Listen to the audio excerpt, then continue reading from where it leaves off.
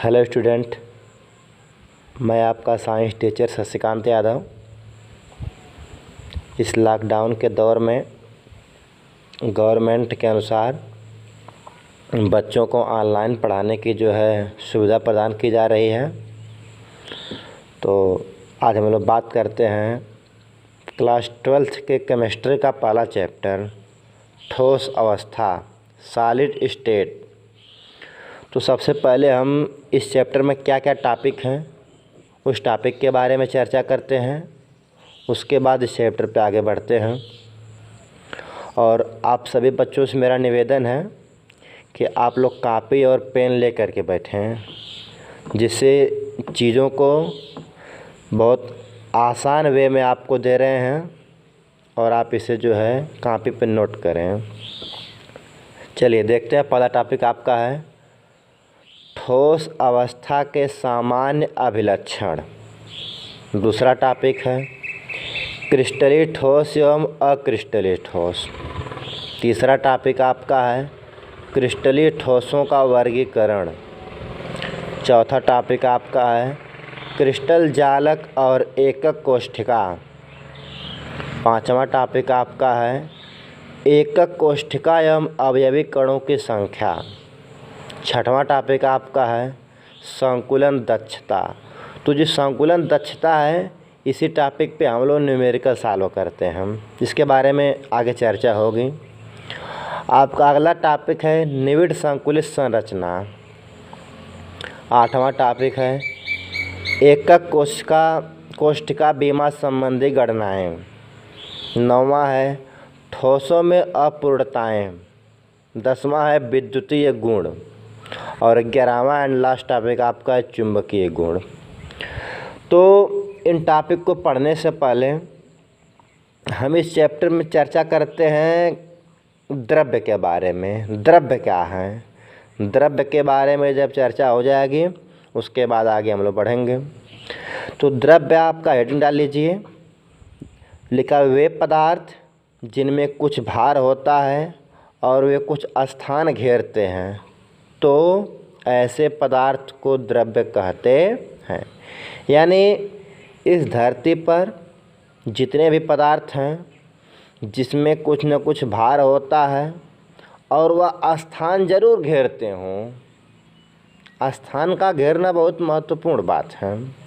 भार के साथ साथ स्थान घेरते हो तो क्या कहलाते हैं? द्रव्य कहलाते हैं। जैसे आपके नॉर्मल लाइफ में आप कोई भी पदार्थ ले लीजिए, जैसे आप अपने आप को स्वयं ले लीजिए।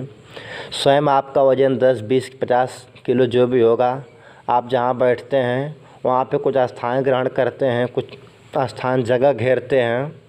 आपकी किताब, मोबाइल, पेन, मेज, ब्रेंच, चाक, ईंट, पत्थर जो भी हुआ क्या कहलाते हैं? द्रव्य कहलाते हैं हम। तो अब बात करते हैं द्रव्य की अवस्थाओं के बारे में। द्रव्य की देखिए, आप सब 5, 6, 7, 8 से पढ़ते आ रहे हैं।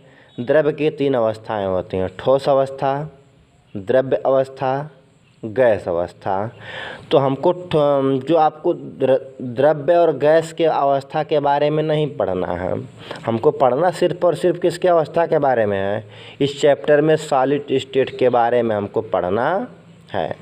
तो बात करते हैं ठोस अवस्था के बारे में। लिखा ऐसे पदार्थ जिनके आकार और आयतन निश्चित होते हैं ठोस कहलाते हैं। आकार और आयतन निश्चित होने का मतलब है कि इनका आकार जो है और आयतन बदलता नहीं है। इनका आकार और आयतन बदलता नहीं है। कहने का मतलब है कि जैसे इनको हम अपने हाथों से या बल लगा करके इसके आकार को परिवर्तित नहीं कर सकते हैं, ठोस कहलाते हैं। जैसे ईंट ले लीजिए आप, ईंट को हम दबा करके इसके आकार को परिवर्तित नहीं कर सकते हैं।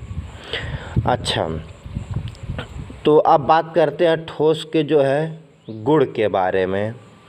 तो नंबर पहला गुण इसका है ठोस कठोर होते हैं। दूसरा है ठोस विद्युत के सुचालक होते हैं।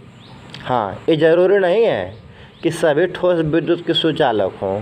कुछ ऐसे ठोस हैं जो विद्युत के कुचालक होते हैं, लेकिन यहाँ पे विद्युत जो ठोस पदार्थ की बात हो रही है, तो ठोस अवस्था में सुचालक और कुचालक दोनों होते हैं। और तीसरा पॉइंट आपका है, इनके आकार और आयतन निश्चित होते हैं। आकार और आयतन निश्चित होने का मतलब कि जैसे आप ईंट ले लीजिए, ईंट जैसा आज है वैसा 50 साल बाद भी रहेगा।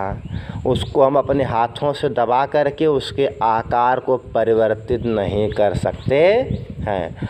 और आपका चौथा टॉपिक है, ठोस के कणों के बीच दूरियां बहुत क्या होती हैं, कम होती हैं।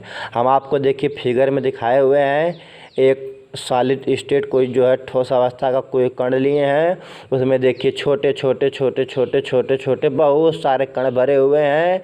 इनके बीच में देखिए दूरी क्या है, बहुत कम है, दूरी बहुत क्या है, कम है। और द्रव और गैस की से तुलना करें ठोस की, तो ठोस जो होता है बहुत क्या होता है, मजबूत होता है। ठोस बहुत क्या होता है, मजबूत होता है। क्यों मजबूत होने का मतलब है कि इनके बीच में दूरी बहुत कम होती है। दूरी बहुत कम होने का मतलब है कि इनमें आकर्षण बल क्या होता है, बहुत ज़्यादा होता है। ये आपस में पास पास क्या होते हैं, बंधे रहते हैं। पांचवा पॉइंट में आपको वही मैंने लिख करके दिखाया है, ठोस के बीच लगने वाला बल बहुत क्या होता है, प्रबल होता है। प्रबल कब होगा, जब उनके कण पास पास होंगे। जब कण पास पास होंगे तो ऑटोमेटिक उनमें जो है आकर्षण बल तेज़ी से लगने लगेगा और जो है उनका आकर्षण बल प्रबल अधिक हो जाएगा। तो मैंने आप सभी लोगों को पहले बहुत सिंपल वे में इसे कॉपी पर नोट डाउन किया हूँ, उसके बाद आपको ये चीज़ें पढ़ाने की जो है कोशिश कर रहा हूँ, क्योंकि आप इस लॉकडाउन के दौर में घर बैठे हुए हैं। उससे अच्छा है कि कुछ ना कुछ आप लोग करते रहिए और कॉपी पेन ज़रूर ले लीजिएगा, इसे नोट कर लीजिएगा, क्योंकि इससे सिंपल वे में आपको नहीं मिलेगा। ठीक है, आगे के टॉपिक के बारे में कल चर्चा करते हैं। Thank you.